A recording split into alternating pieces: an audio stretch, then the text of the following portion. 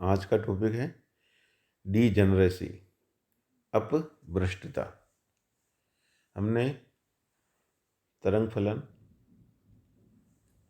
जो पढ़ा है वो क्या होता है, कोई भी कण जब गति करता है दी ब्रोगली के अनुसार, तो उससे साथ संबद्ध जो तरंग जुड़ी है गतिशील कण के साथ, उसकी जो तरंग दैर्घ्य लेमडा वो h/p के बराबर होती है। और तरंग फलन उस तरंग को, जिस तरह से कण की गति के समीकरण के लिए तरंग जो जुड़ी है उसका जो गति का समीकरण है उसको हम व्यक्त करने के लिए तरंग फलन को साई से व्यक्त करते हैं। और रैखिक संकारक अगर किसी कण की एक अवस्था है, यानी तरंग फलन को साई1 लिख दें प्रथम अवस्था के लिए, तो साई1 को रैखिक संकारक है कोई हमारे पास एक के, उससे संक्रिया कराई जाए और वो मान हमारे पास जैसे कि ऊपर लिखा हुआ है A1 साई1 के रूप में आता है। तो उसी तरंग फलन का रूप आ रहा है साई1 साई1, और ए संकारक का ये स्मॉल a1 क्या कहलाएगा, आइगन मान कहलाएगा। तो यहाँ पे हम कह सकते हैं कि रैखिक संकारक ए के लिए आइगन फलन साई1 द्वारा आइगन मान हमारे पास इस तरह से आइगन मान a1 आ गया। इसी तरह से अगर दूसरी अवस्था है साई2, तो साई1 एक अवस्था हो गई, साई1 दूसरी हो गई, साई1 यानी अलग अलग तरंग फलन से इसकी संक्रिया कराएं और हमारे पास अलग अलग आइगन मान आए a1 a2 a3 an।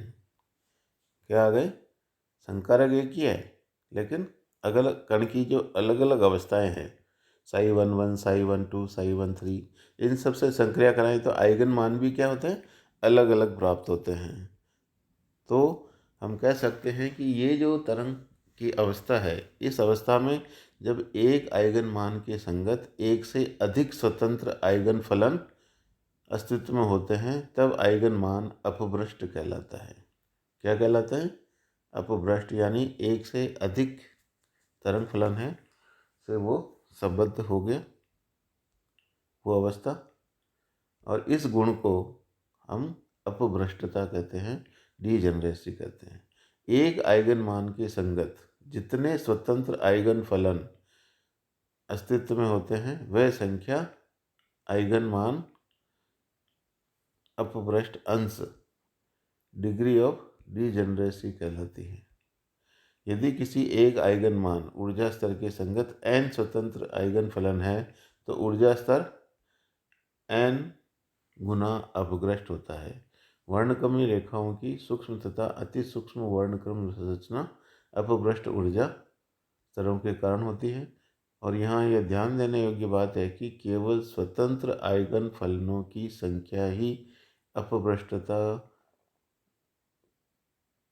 की कोटि होती है, और इन फलनों के उदाहरण स्वरूप हम तरंग फलन, जो कि स्वतंत्र तरंग फलन, अपभ्रष्टता अंश में कोई योगदान उसका नहीं होता है।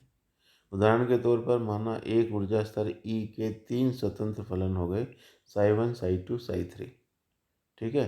अतः ऊर्जा स्तर E की अपभ्रष्टता 3 हो जाएगी, यानी साई1 से संक्रिया कराई तो A हमारे पास E है, साई2 से कराई तो भी आइगन मान नहीं आ रहा, साई3 से कराई तो भी आ गया, यानी इन 3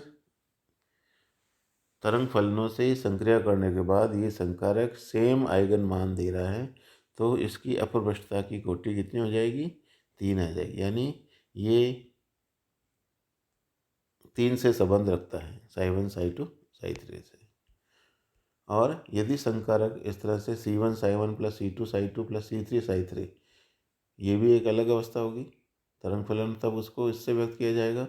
ए से उसकी संक्रिया कराएं तो हमारे पास ये ए व साई1 को, जैसा कि ऊपर था हमारे पास, यहाँ पे इसको सोल्व करेंगे तो क्या होएगा, ए कैप साई1 आ जाएगा, C1 बाहर रहेगा, अगले में C2 ए कैप साई2 आ जाएगा, और तीसरे में C2, और इस तरह से इसकी जगह पे हम E साई1 लिख देंगे, इसकी जगह पे E साई2 लिख देंगे, इसकी जगह पे E साई3, तो ये तीनों में कॉमन आ जाएगा और हमारे पास ये समीकरण आ जाएगी।